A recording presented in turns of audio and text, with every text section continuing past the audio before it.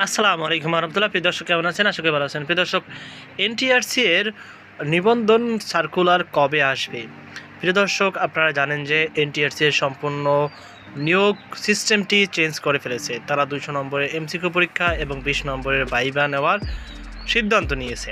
প্রিয় দর্শক, এতে যেমন পরীক্ষাটি তাড়াতাড়ি হওয়ার এবং নিয়োগ কার্যক্রম তাড়াতাড়ি শেষ হওয়ার যায়, তেমনই আছে মনের সন্দেহান যে কখন না কোন সময়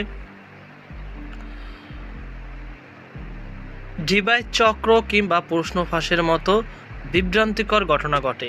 প্রিয় দর্শক, এতে বঞ্চিত হবে মেধাবীরা। মেধাবীদের এই আশঙ্কাটি সবসময় তাদেরকে কুড়ে কুড়ে খাচ্ছে।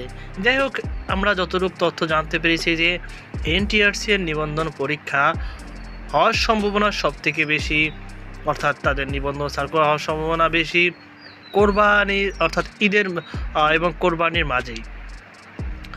আপনারা জানেন যে এই সার্কুলারটি প্রকাশ হওয়ার কথা ছিল রমজানে, কিন্তু রমজানের সময়ের সংক্ষেপের কারণে এটি সম্ভব হয়নি।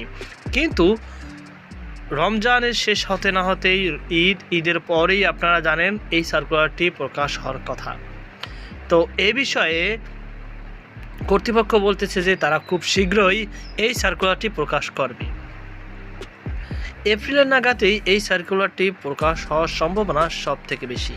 আপনারা যে কোনো সময় এনটিআরসি এর নিবন্ধনের একটি বড় বিজ্ঞপ্তি আশা করছি দেখতে পারবেন, কারণ ইতিমধ্যে আমরা জানি যে ই রিকুইজিশন চলমান পর্যায়ে শেষ হয়ে গেছে। যাই হোক, এরপরই আপনাদের একটি বড় সার্কুলার আসবে।